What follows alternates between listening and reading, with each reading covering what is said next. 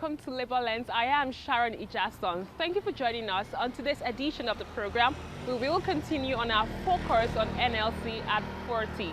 But first, let's take the feature segment. We will be right back.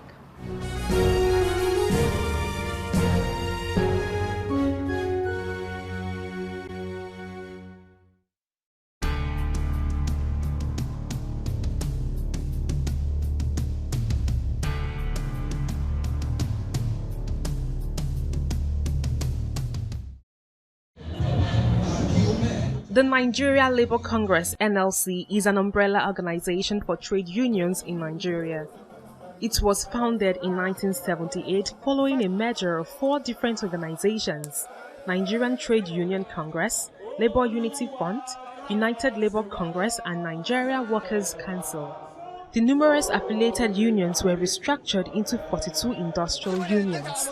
During its history, conflicts with the military regime twice led to the dissolution of the NLC's national organs.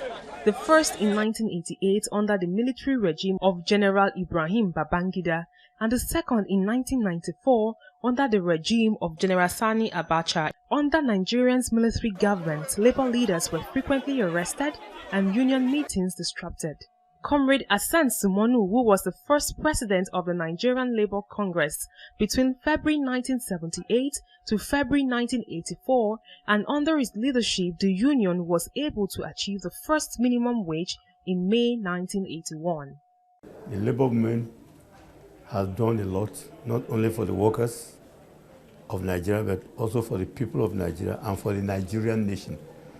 Because if you remember, in the last 40 years of its existence, we have had military dictatorships, we've had civilian administration, another military intervention before we started having, uninterrupted civilian administration, democratic dispensation from 1999. So, and if you see the ups and downs for the country itself during these 40 years, but for the Nigerian Labour Congress, the fate of Nigeria would have been worse.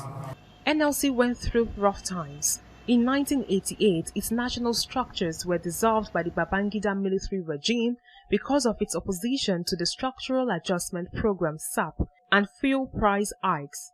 Later, an administrator was appointed to govern NLC. In 1994, the military regime of General Sani Abacha again dissolved NLC's National Executive Council and appointed a sole administrator because of the union's insistence for the restoration of democracy.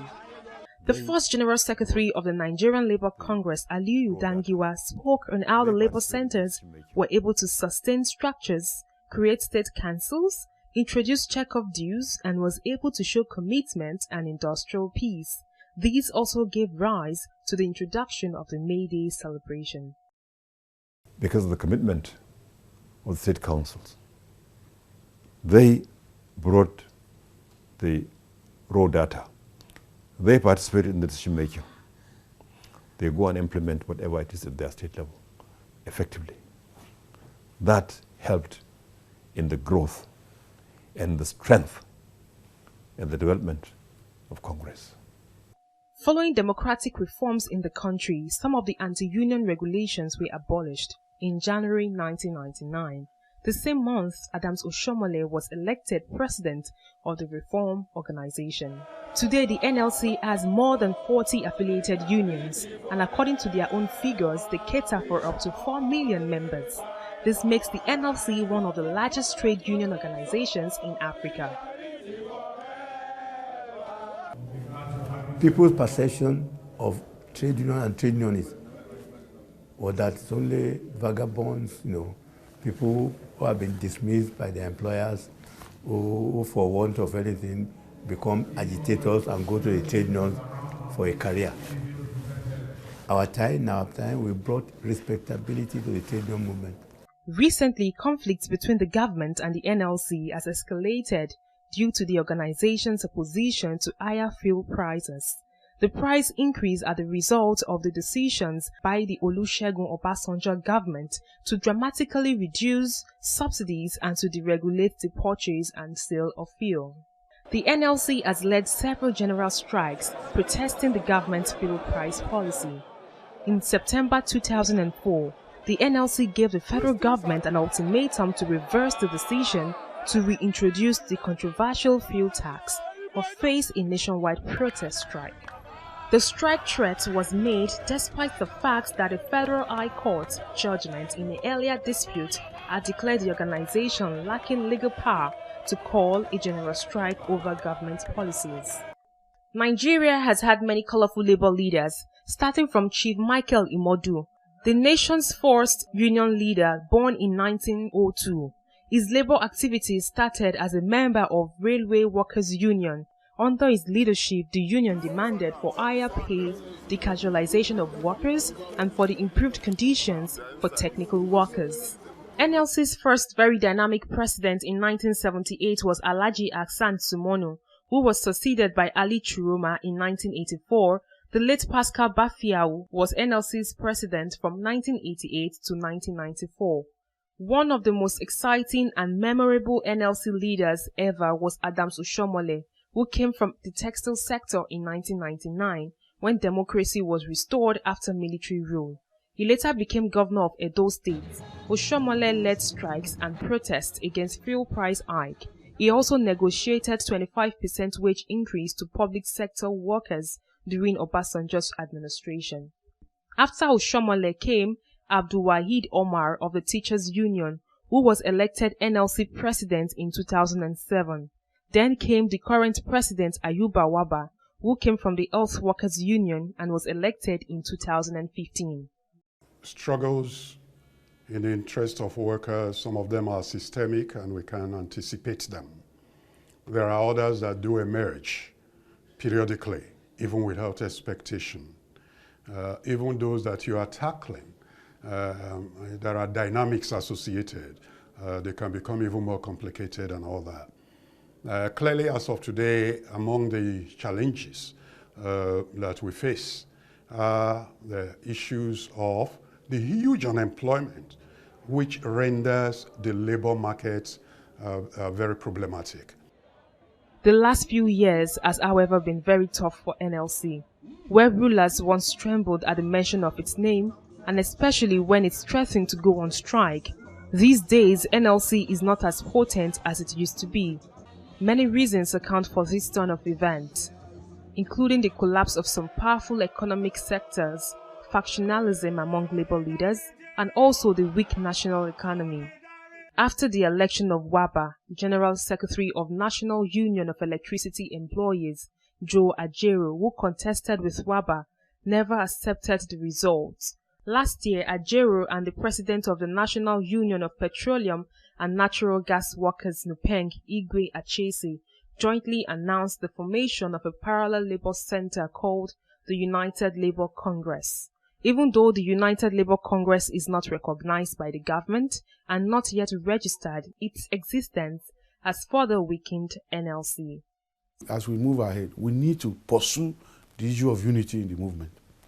The issue of unity, for me, is not negotiable. It's clearly not negotiable. The fact that we have had problem of disunity has weakened our ability to pursue quite a lot of things. And I think now we have to sacrifice. We have to forget about self-ambition. We must genuinely work on reconciliation so that our colleagues who appear aggrieved, who have left for one reason or the other, should come back so that we have a united front. The NLC at 40 celebration was celebrated for 3 days, and on this occasion, thousands of workers were in attendance. Many were given awards, and some were called to the NLC Hall of Fame. For the NLC to continue in the struggle to defend workers' interests, it was concluded at the 40th anniversary celebration that workers need a political platform through which they can collaborate with credible civil society groups, actively participate in policy making, and drive implementation process. Attaining the next level of national development also means government must become responsible and responsive in meeting the plight of the working class, ensuring that the dignity of labor is realized and the potentials of industry is maximized. The NLC should come together and provide another political platform to present a credible alternative to the ruling class that will pursue the ideological concept of socialism, whereby governance should be about developing the people's welfare and providing security, equality for the people with social protection and social network that will capture those that are vulnerable, the women, the aged, and even the youth. What the Nigerian workers want now is to see how they can contest for power through the Labour Party. The Labour Party will be rejuvenated so that Nigerian workers will rally around their political party so that they can also contest for those positions, so that instead of asking for minimum wage, they will now be determining minimum wage. And instead of them to ask government for allowances, they will now be determining allowances, because they will bring in people of credibility who will also run power, and the Labour Party will now be able to stand. As a matter of obligation, Congress cannot afford to fail the people. Congress cannot afford to give alternative to itself.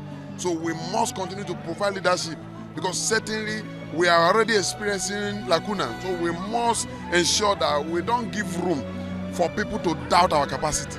And as a matter of fact, multi-functions are already before our expectation, and we're going to carry out this responsibility with all sense of commitment, ensuring that Nigerians will see the commitment and have hope in the movement.